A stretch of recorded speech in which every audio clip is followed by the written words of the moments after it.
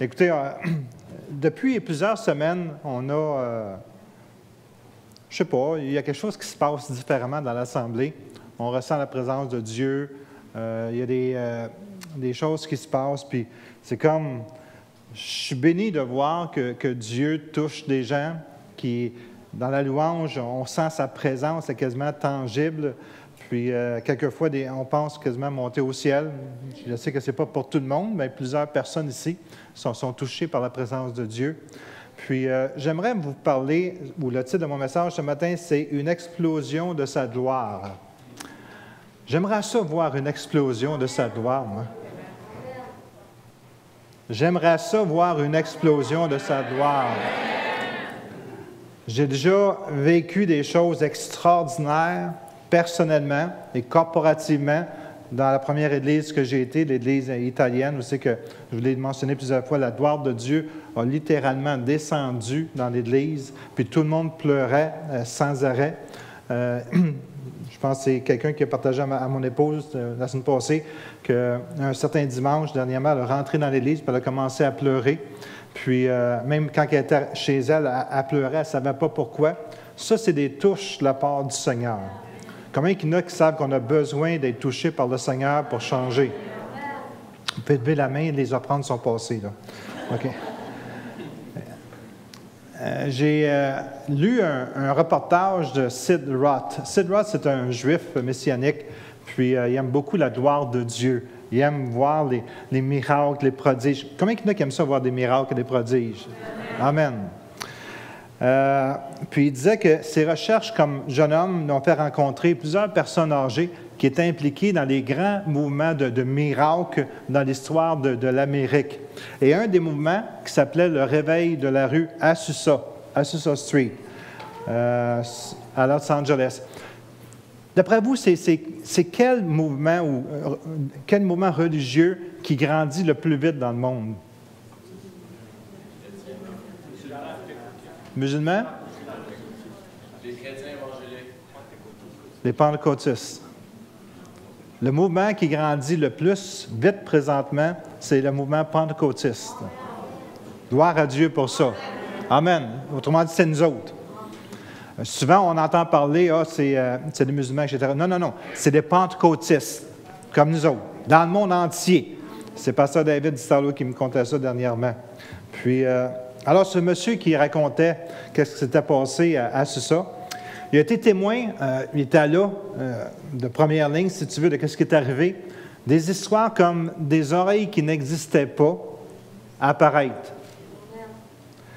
Des bras qui n'avaient jamais existé sortir et pousser devant les yeux des gens. C'était des miracles créatifs. Puis Dieu a choisi un homme noir qui s'appelait, j'ai son nom, comment il s'appelait déjà? Je te l'ai dit tout à l'heure. Edmond? Sidmon. Simon, c'est ça? Sidmon. C'est ça. Puis, Seymour, c'est ça. Son premier nom, c'était quoi? OK. Edmond Seymour, c'est ça, je pense. OK. Puis, que son père était un esclave, puis il était aux États-Unis. Puis, le Seigneur l'a appelé d'aller à Los Angeles. Puis, il y a eu un grand mouvement de miracles. Puis, ça dure encore aujourd'hui, depuis ce temps-là, en 1900. Et Sylvain a demandé de lui parler à propos du prophète William Seymour, qui parlait du prochain réveil. Quand est-ce que ça aurait lieu? En 1909, il a dit que le grand réveil, ça serait dans 100 ans. Ça veut dire qu'on serait proche d'un grand réveil. Puis moi, je veux voir un grand réveil. Combien il y en a qui veulent voir un grand réveil? C'est comme, je suis béni des petites touchettes de Dieu. Hein? C'est merveilleux qu'on puisse avoir des émotions quand le Seigneur nous touche. Mais moi, je veux un grand coup de la part du Seigneur. Moi, je veux voir des miracles. Moi, je veux voir des prodiges. Moi, je veux voir la gloire de Dieu tomber au milieu de son peuple. Je veux voir des vies transformées. Je veux voir des gens qui ne pensent plus comme ils pensaient, qui ne parlent plus comme ils parlaient auparavant, qui sont totalement transformés par la puissance de Dieu. Ça, c'est juste Dieu qui peut le faire. Ce n'est pas un homme qui peut le faire, c'est Dieu qui est capable de le faire. Puis on a besoin de voir ça, frères et sœurs. C'est comme, je pleure à l'intérieur, dans le sens que je ne suis pas satisfait. Je suis gourmand des choses de Dieu. Je suis gourmand des miracles. Je suis gourmand des prodiges. Je suis gourmand de la présence de Dieu au milieu de nous. Je désire voir la présence de Dieu au milieu de nous. Il y a une définition de réveil qui dit que c'est l'œuvre surnaturelle de Dieu dans le cœur et le vie d'un croyant qui se soumet à la volonté de Dieu et qui permet à Dieu d'amener quoi? D'amener la vie où c'est que la mort rôde. Puis je peux vous dire qu'il y a beaucoup de morts autour de nous. Amen? Il y a beaucoup de morts quand tu sors à l'intérieur de l'Église. Les gens, ils ont même des têtes de mort sur eux autres. Ils ont même toutes sortes de dessins qui décrivent les puissances des ténèbres. Mais quand il y a un réveil, ça change complètement. Peut-être qu'ils vont se mettre des anges autour d'eux autres, au lieu d'avoir des démons. Je veux voir la joie au lieu du désespoir. On a besoin que les gens puissent, les chrétiens puissent être des gens qui sont remplis de la joie du Seigneur. La joie du Seigneur, c'est ma force. Est-ce que je peux entendre un amen ce matin? Je vois trop de personnes déprimées. Ça ne devrait même pas exister parmi le peuple de Dieu des gens qui sont déprimés. On devrait tout avoir un sourire jusqu'aux oreilles. Quand on chante, quand on loue le Seigneur, on ne reste pas assis, on loue le Seigneur pour qui qu'il est. Parce que si on le réveille, ça va être à cause de lui, ça ne sera pas à cause de nous autres. Parce que notre Dieu est un Dieu vivant. Notre Dieu, ce n'est pas un Dieu qui est mort, il est vivant. Et il aime se manifester. Et il aime être glorifié. Amen. Il y a des hommes qui aiment être glorifiés, mais lui, il aime ça, être glorifié, parce qu'il mérite d'être glorifié. Souvent, les gens disent, glorifie-moi, mais c'est un don qu'ils ont reçu de Dieu. Ils n'ont pas besoin d'être glorifiés. Amen. C'est Dieu qu'on doit glorifier, du matin jusqu'au soir. Dans Saint-Cy, je me retrouve à chanter, tout seul, dans ma cour. Puis c'est comme, c'est des chants à la gloire de Dieu. Je regarde la nature, qu'est-ce que Dieu a créé. Je regarde qu'est-ce que Dieu fait et qu'est-ce qu'il est capable de faire aussi. Mais je ne suis pas satisfait de ce qu'il fait présentement. J'en veux plus. Je suis un gourmand de la présence de Dieu. Je suis un gourmand de voir le Seigneur agir dans le cœur de ses enfants, dans le cœur de ceux qui ne connaissent pas encore. C'est tellement beau de voir des âmes se convertir au Seigneur et être transformés comme la sœur vient de partager. Wow! C'est extraordinaire qu'on puisse être un instrument de la gloire de Dieu qui rentre dans un cœur. Que la vie soit transformée. Est-ce qu'on peut entendre un amen là-dessus? Un matin, je descendais où j'arrivais, puis j'allais dans mon bureau, puis je voyais une quinzaine de personnes qui étaient au deuxième et qui ont le goût d'aller évangéliser. Je dis gloire à Dieu pour ça. Mais sais-tu, quand il y a un réveil, toute l'Église est là pour évangéliser. Parce qu'ils ne peuvent pas rester à la même place. Ils sont tellement remplis de la présence de Dieu qu'ils doivent sortir, qu'ils doivent parler de Dieu. On ne vit pas présentement dans un réveil, mais je veux voir un réveil. Amen. Puis le réveil, il faut que ça parte de l'intérieur de notre cœur. Un réveil, qu'est-ce que ça amène? Ça amène la liberté au lieu de l'esclavage. Combien même de chrétiens qui sont esclaves de la pornographie, esclaves du péché, esclaves des richesses, esclaves des biens qui les entourent, esclaves de l'orgueil, esclaves. Puis quand le Seigneur vient, tout ça tombe à côté de nous autres. Comme si rien n'était. C'est même pas un effort, c'est la grâce de Dieu qui se manifeste dans la vie des gens. C'est ça que je veux voir. Martin Luther disait, « I had a dream. Hein? » Mais moi aussi, « I have a dream. » J'ai un rêve, c'est de voir l'Église se lever. Pas être capable de rester assis parce que leurs pieds bouillent. Ils sont là, puis ils ne peuvent pas rester assis. Il faut qu'ils aillent évangéliser. Il faut qu'ils fassent quelque chose pour le Seigneur. Il n'y a aucune indifférence dans le monde que je voudrais voir. Frères et sœurs, c'est à nous autres à prendre le défi. On a juste un certain temps à passer sur cette terre ici, puis après ça, c'est fini. Après ça, c'est fini. Après ça, c'est terminé. Regardez tous ceux qui nous sont passés avant nous, qui ne sont plus là aujourd'hui. Leur tâche est finie. Jean-Guy est avec le Seigneur. Ginette est avec le Seigneur. Puis ils ne peuvent plus rien faire sur la terre. Mais nous, il nous reste quelques années encore, pendant qu'on est ici. Qu'est-ce qu'on va faire avec ces années-là? Vous savez, souvent, on travaille fort parce qu'on voudrait voir des âmes sauvées. On voudrait, des fois, on dit des choses, puis c'est bien de témoigner. Mais savez-vous qu'est-ce qu'on doit faire? C'est de commencer à prier pour ceux qui nous entourent. Parce que le miracle, ça ne vient pas de nous. Il n'y a pas une personne qui peut être sauvée, puis on ne peut pas sauver personne. Mais on peut demander à celui qui sauve de sauver des gens. Parce que c'est lui qui sauve. Aux hommes, c'est impossible, mais à Dieu, tout est possible. Alors, on doit prier, on doit intercéder, on doit chercher la face de Dieu. On doit pleurer. Pleurer pour des âmes. Pleurer pour notre famille. Pleurer pour ceux qui nous entourent. Pleurer des larmes qui sont récoltées dans un vase et qui sont présentées devant le Seigneur. Et le Seigneur nous regarde, puis il est content de nous. Il est fier de nous. Parce qu'on va réaliser que ce n'est pas nous qui le faisons, mais c'est lui qui le fait. On a besoin de réveil pour voir l'engagement des chrétiens plutôt que l'indifférence. On vit dans un monde chrétien indifférent. On est capable, puis c'est ça qui est vraiment différent, c'est que, savez-vous qu'on est capable de gagner la ville de Montréal pour Christ? On a la puissance nécessaire pour gagner Montréal pour Christ. Vous n'avez pas de l'air à me croire. La puissance que nous avons en dedans de nous peut faire sauter la ville de Montréal, le Québec et le Canada au complet.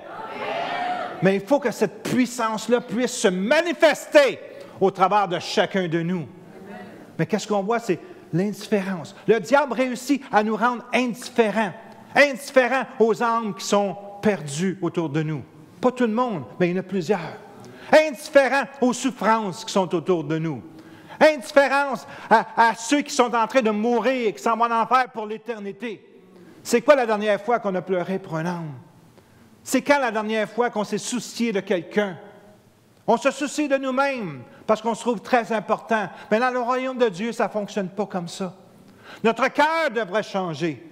Notre cœur devrait être attaché au cœur de Dieu. Et la journée que notre cœur va être attaché au cœur de Dieu, ses larmes vont être dans notre cœur également. On va pleurer pour ceux qui sont autour de nous.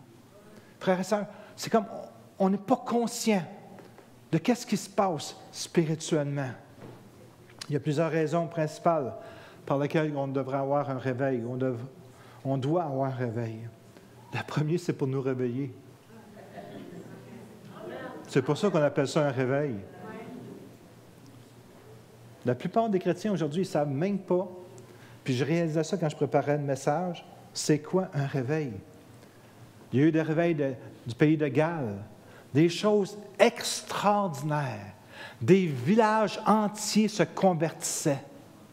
Quand on est sérieux avec Dieu, il y a des choses qu'on ne pourra jamais imaginer qui vont arriver. Quand tu es rempli, parce que notre devoir, nous, en tant qu'enfants de Dieu, on a un devoir. C'est d'être rempli de la présence de Dieu. Chacun d'entre nous, notre devoir, c'est d'être rempli de la présence de Dieu. Après ça, c'est facile.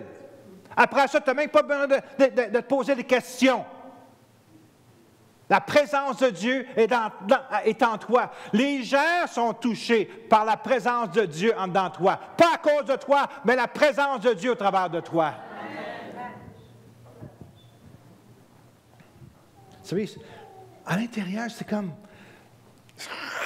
Ça bouille. C'est comme... Je suis insatisfait. Écoutez, je remercie le Seigneur pour l'Église que nous avons. On a, selon les critères, plusieurs pasteurs viennent ici prêcher et dire « Quelle belle Église que vous avez! » Mais je ne suis pas satisfait. Je ne suis pas satisfait. Parce qu'on peut faire beaucoup mieux que ça. On peut être un impact tout partout où c'est qu'on va. Mais il faut prendre notre rôle au sérieux. Puis moi, j'ai dit, Seigneur, j'en veux plus. J'ai senti le Seigneur me dire, t'en veux plus? Double ton temps de prière. J'avais 1 heure de prière par jour, maintenant ça va être 2 heures de prière par jour. Je veux changer mon entourage. Si vous êtes une partie de mon entourage, j'allais changer à cause de Christ, de l'Esprit Saint qui est en dedans de moi. Parce que quand je ne priais presque pas, puis j'ai décidé il y a plusieurs années de prier 1 heure par jour, il y a eu un impact dans ma vie au travers des gens qui m'entouraient. Maintenant, je vais doubler. Alors, il va y avoir un impact qui va doubler autour de moi. Puis chacun d'entre nous autres, on devrait chercher la face de Dieu, puis chercher constamment la face de Dieu. Passez un temps de prière. Si vous êtes à 5 minutes, allez-y à 10 minutes. Si tu ne pries pas, commence à 5 minutes, c'est faux. Mais faites quelque chose. On veut voir la gloire de Dieu. On veut voir la gloire de Dieu. On doit se secouer. On doit pas être satisfait de ce que nous avons. Jamais être satisfait. La pire chose qu'on fait, c'est d'être satisfait de ce que nous avons. C'est pas correct. On doit être insatisfait. La seule chose que vous avez le droit d'être satisfait, c'est de votre insatisfaction. Je ne suis pas assez satisfait de mon amour pour le Seigneur. Je suis insatisfait pour mon amour de Dieu. J'en veux plus encore. Je suis insatisfait de voir la présence de Dieu au milieu de moi. J'en veux plus de Dieu. Frères et sœurs, il faut que ça brûle en dedans de nous autres. Écoute, la journée que tu vas être en feu, les gens vont venir te voir brûler.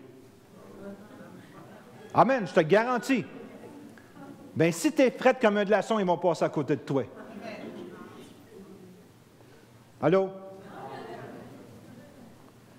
La plupart des gens sont incapables de faire une évaluation personnelle.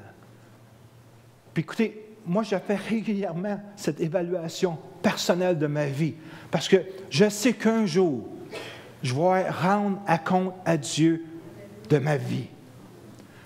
Et c'est comme, je cherche, même à 65 ans, je cherche à m'améliorer pour les choses de Dieu. Jamais que je vais être satisfait.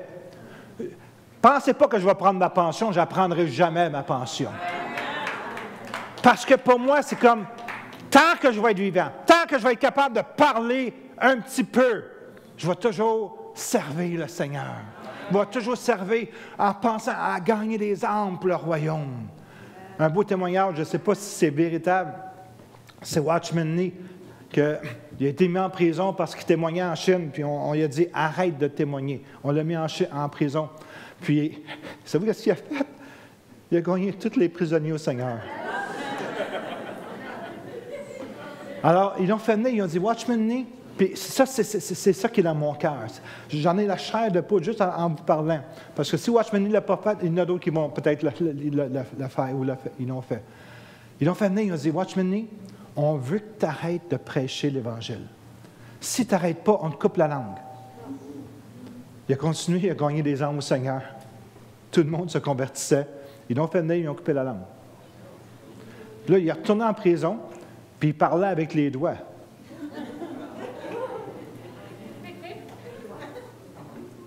Ils ont dit, les gens se convertissaient.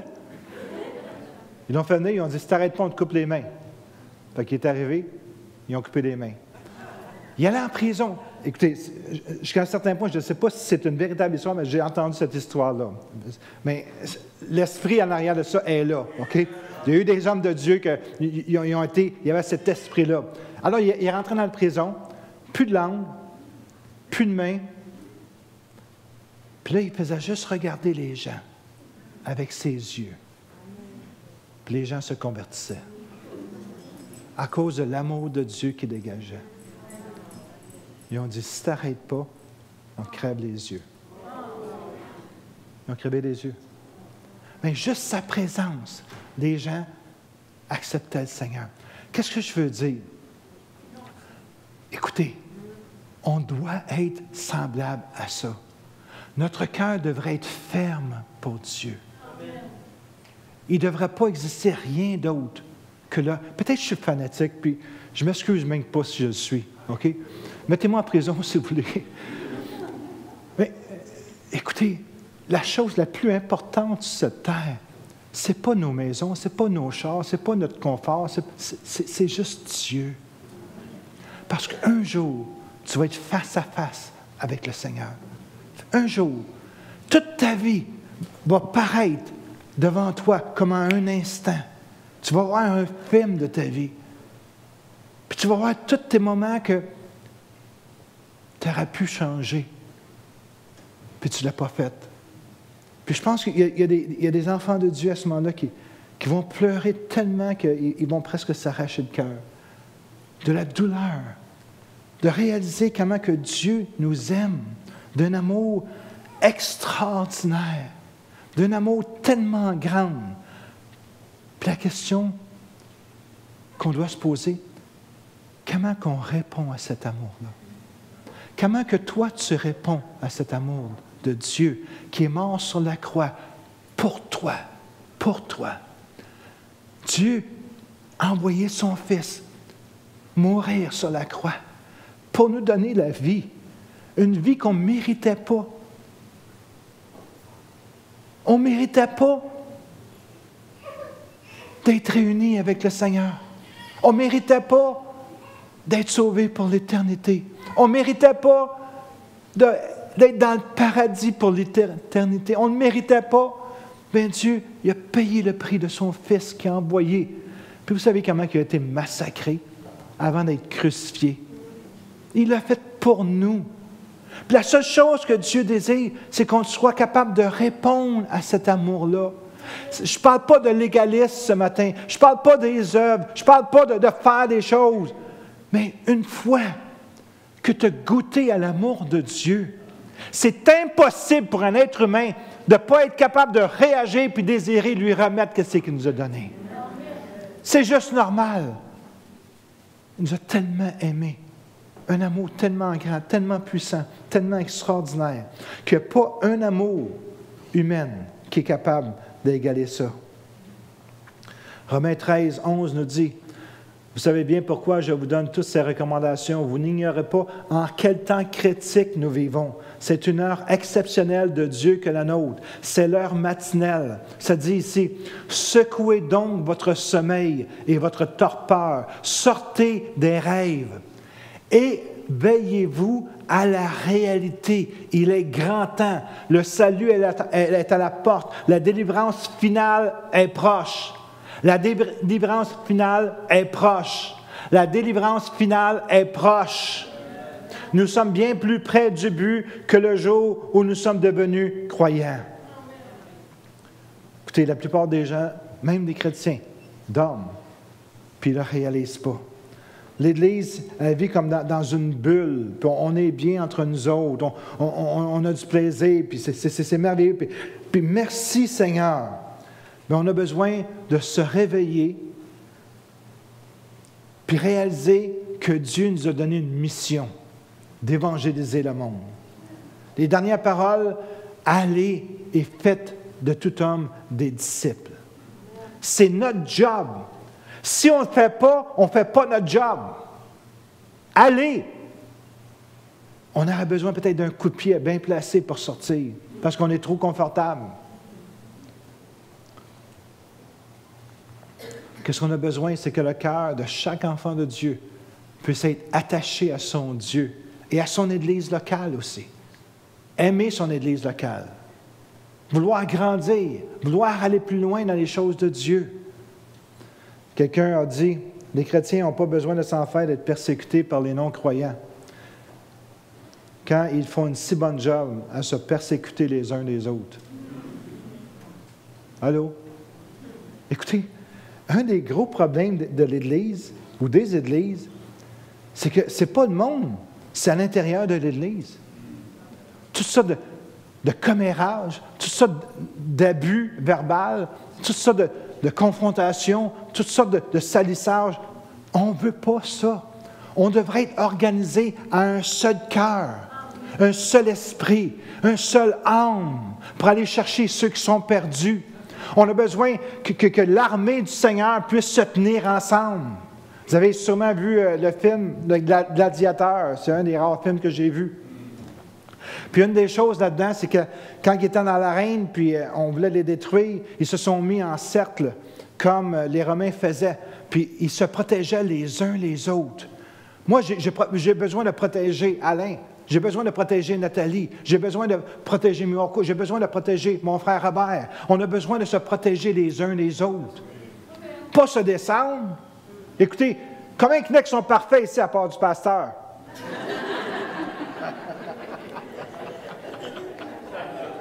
Toi, tu es parfait. T'es sûr? Parce que si tu me dis parfait, je vais demander à elle. Amen. Comment qu'on peut se permettre d'être juste soi-même, d'être imparfait, de vivre imparfaitement? Je ne cherche pas à être parfait, je cherche simplement à être meilleur. Jamais que je vais atteindre la perfection, puis vous allez toujours trouver quelque chose de négatif en moi, que moi je suis capable d'en trouver en vous. Parce qu'on est des êtres humains. Alors, vous allez toujours voir des choses qui sont faciles à voir. Mais arrêtons de regarder le négatif. Commençons à regarder le positif. Amen. Il y a des bonnes choses dans mon frère. Je pense.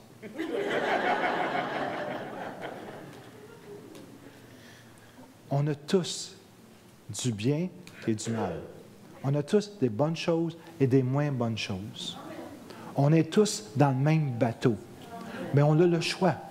Soit s'entraider, se bénir mutuellement, s'édifier mutuellement, s'encourager mutuellement, se reprendre mutuellement. La Bible parle toutes de ces choses-là. Puis c'est correct, dans le cadre de la parole de Dieu, de pouvoir s'encourager, s'édifier, grandir ensemble, comme dans une famille. Parce que l'Église de Jésus-Christ, c'est une vraie famille. Puis c'est merveilleux quand on est capable de vivre dans cet esprit de famille-là, de pouvoir se motiver à aller plus loin encore. Amen. Moi, je regarde certains athlètes professionnels. Ils ont toujours eu des parents qui les ont encouragés. Ils ont eu des frères qui les ont encouragés. Ils ont eu l'entourage qui était là. Ils les encourageaient d'aller plus loin. L'Église devrait être pareille. On devrait s'encourager mutuellement. Quand il y en a qui ont des problèmes, on les prend à côté, on travaille avec eux autres jusqu'à temps qu'ils soient capables de retourner. On a un hôpital dans l'Église. C'est le Saint-Esprit qui travaille les cœurs. C'est lui qui est capable de faire quelque chose d'extraordinaire avec chacun de nous. Ce n'est pas nous-mêmes. Arrêtons de regarder les autres et de dire « oh, lui, il y a ci, lui, il y a ça, lui, il y a quelque chose. » Non, laisse faire ça. C'est la job du diable, ce n'est pas ta job. Puis là, il fait une très bonne job déjà. Alors, soyons des encourageurs, soyons des motivateurs, soyons des personnes qui se bénissent mutuellement. Est-ce que je peux entendre un amen là-dessus? On a besoin d'un réveil pour briser, comme un brise-glace. Écoutez, le temps prête, passe. Il y a tellement de choses. Il ne faut pas que le péché soit parmi nous autres. C'est très important. Il y a une chose qu'on ne permet pas dans l'Église, c'est le péché. Parce que le péché nous sépare de la présence de Dieu. Alors, si tu as du péché, on va te confronter.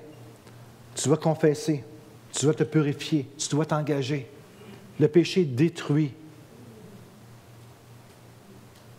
La parole de Dieu doit devenir comme un feu embrasé dans chacun de nous. On doit être en amour avec la parole de Dieu. Luc 24, 32. Robert, veux-tu venir, s'il te plaît? Et se dire les uns les autres, n'avons-nous pas senti comme un feu dans notre cœur pendant qu'il parlait, on parlait de Jésus ici, en chemin, et qu'il nous expliquait les Écritures? La parole de Dieu, elle doit être comme un feu dans ton cœur.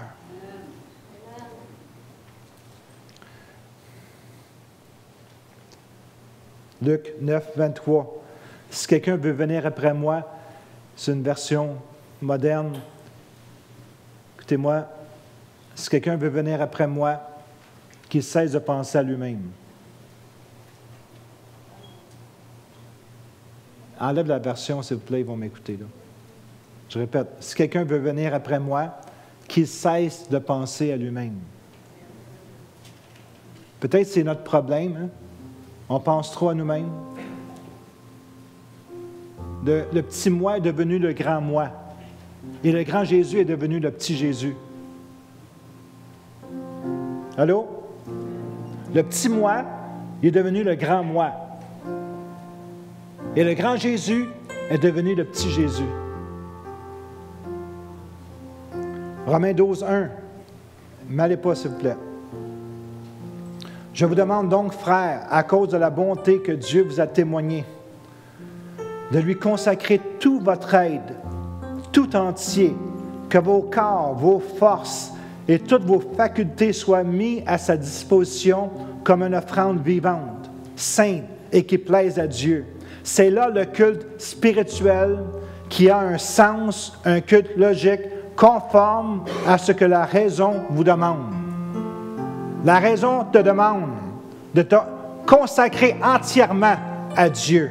Ton corps, tes forces, tes facultés. À Dieu, pas à toi, à Dieu.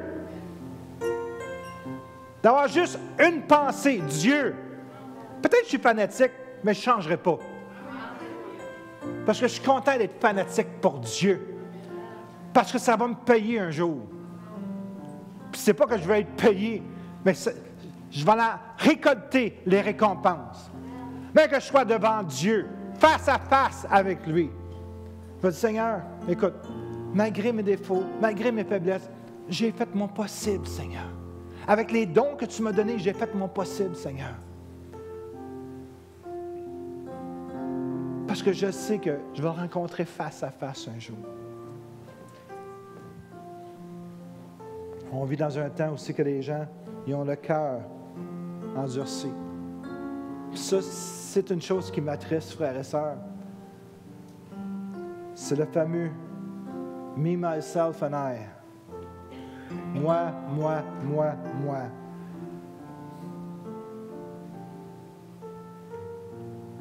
Moi, moi, moi, moi. Moi, moi, moi, moi. Moi, moi, moi, moi. Me, myself, and I.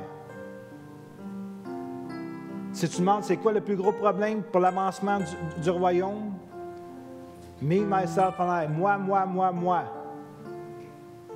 Ça empêche complètement l'Église d'avancer. Parce que ça ne devrait pas être moi, moi, moi, moi. Ça devrait être lui, lui, lui, lui. Pas qu'est-ce que moi je veux, mais qu'est-ce que lui veut. Pas qu'est-ce que moi je pense, mais qu'est-ce que lui pense. Pas qu'est-ce que moi je dis, mais qu'est-ce que lui dit.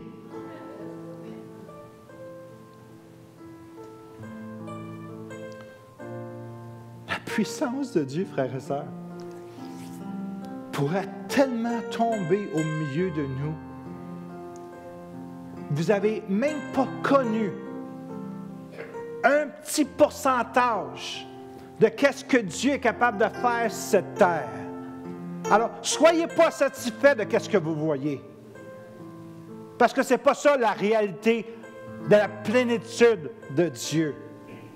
Quand Dieu rentre dans une place, tout change. Je remercie le Seigneur pour la musique qu'on a, pour la louange. Parce qu'on fait quelque chose, on le loue lui. On élève nos cœurs vers lui. On élève son nom à lui. Il faut continuer à aller dans cette direction-là. Si on veut voir la gloire de Dieu, il faut diminuer et que lui croisse. Diminuer et que lui croisse. C'est un esprit. C'est un esprit qui est à l'intérieur des cœurs des gens.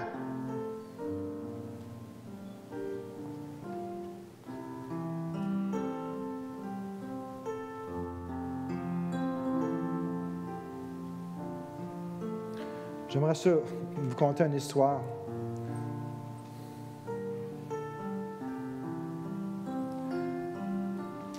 De Jean-Baptiste, Jésus a dit, oui, Jean était vraiment comme un flambeau que l'on l'allume pour qu'il répande sa clarté. Est-ce qu'on est capable de dire, on répand sa clarté? Es-tu capable de répandre? Est-ce qu'on est comme un flambeau? Il y a une histoire que j'ai partagée plusieurs fois, puis c'est comme, je vais te partager encore une fois, tellement que c'est puissant. C'est l'histoire de John Harper. Une histoire vraie du Titanic. On parle, ça a été dernièrement, je pense que c'est 100 ans du Titanic. On a ramassé des trésors, on parle des gens qui ont été sur le bateau, etc.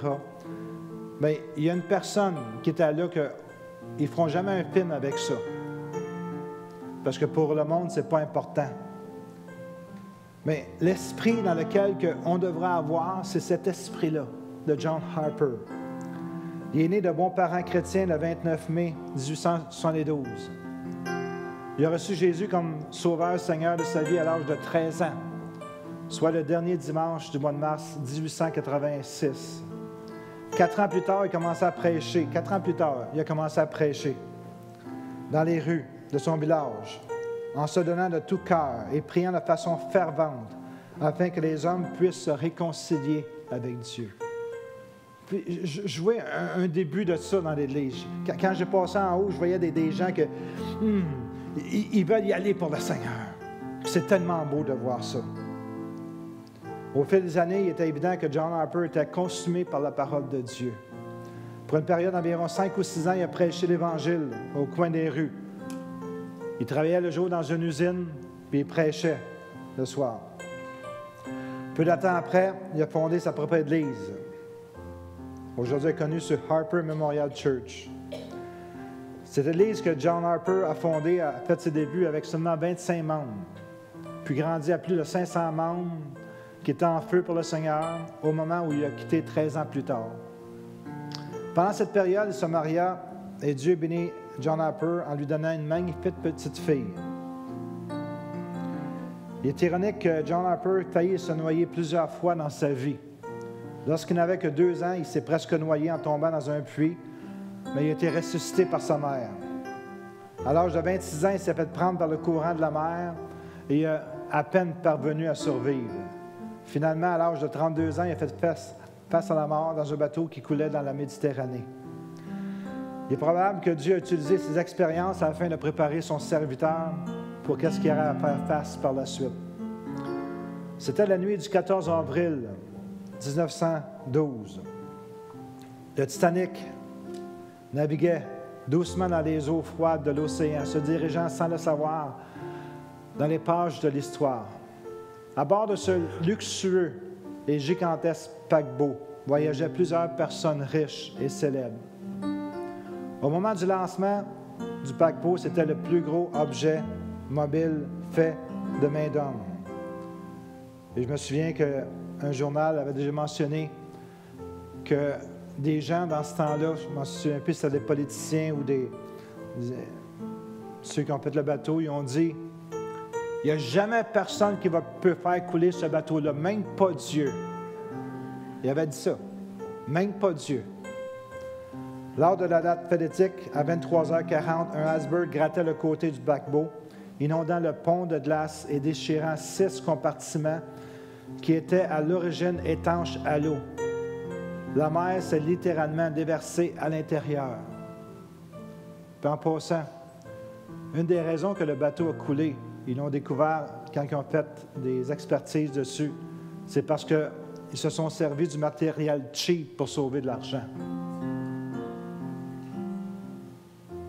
À bord du paquebot, cette nuit-là, se trouvaient John Harper et sa chère fille de 6 ans, lui et sa fille.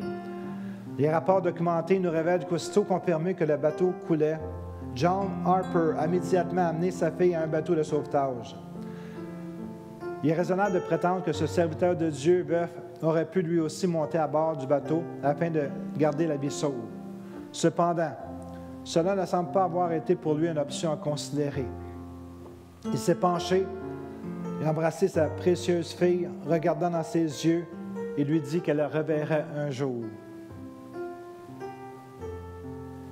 On peut distinguer les larmes sur son visage alors qu'il se tournait en allant vers la foule de personnes désespérées sur ce paquebot coulant dans l'océan.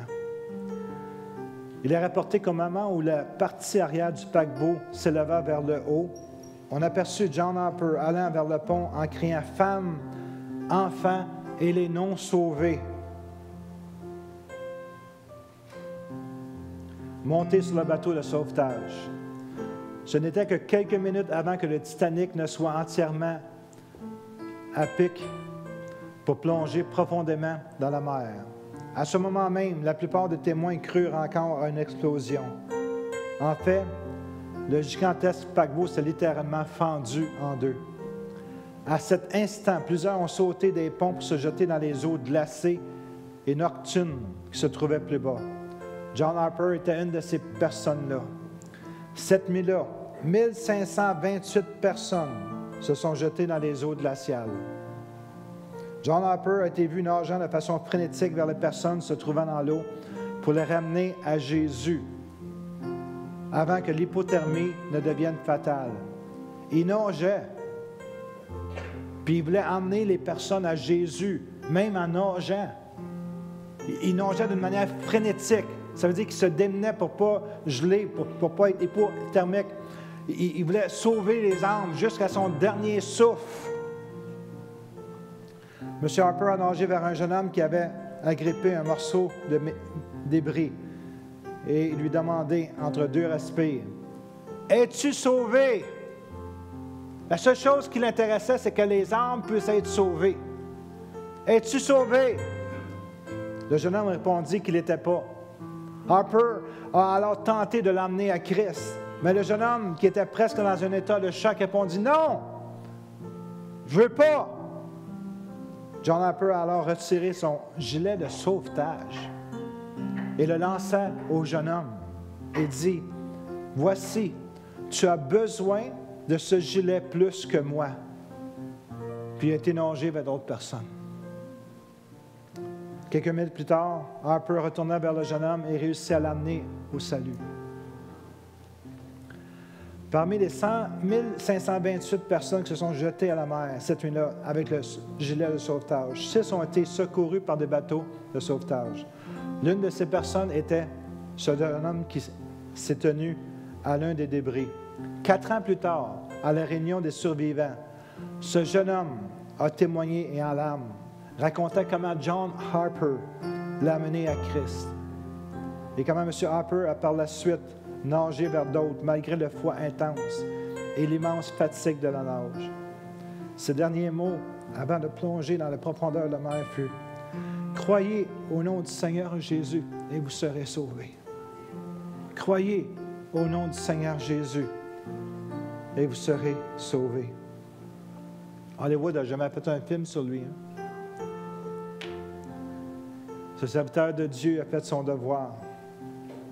Pendant que d'autres essayaient d'acheter une sortie pour avoir la vie, lui a donné sa vie pour que d'autres puissent recevoir la vie. La Bible a dit qu'il n'y a pas de plus grand amour que de donner sa vie pour un autre. Peut-être qu'on peut se demander, qu'est-ce qu'on peut faire? Moi, je dis que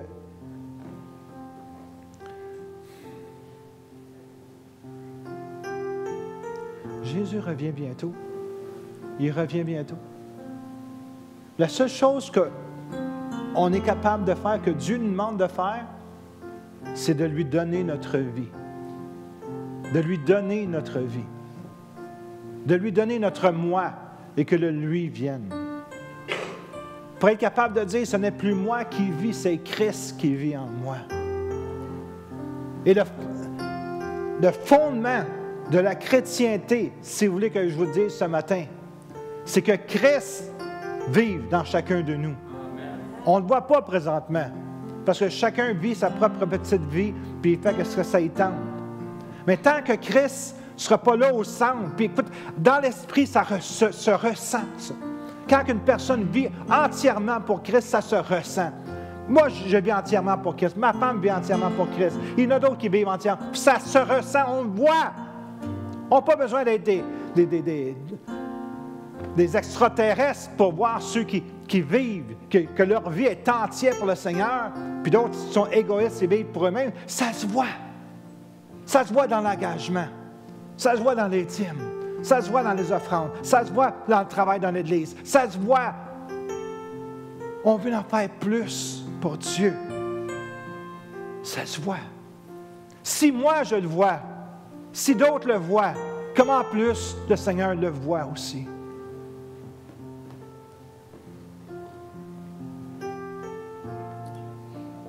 Il y a un passage qui vient souvent à l'esprit. Et qu'il est mort pour tous, afin que ceux qui vivent ne vivent plus une petite vie égoïste pour eux-mêmes, mais qu'ils vivent pour celui qui est mort et ressuscité pour eux. Ça devrait être l'hymne de chaque enfant de Dieu, de dire, moi je veux vivre pour le Seigneur, entièrement.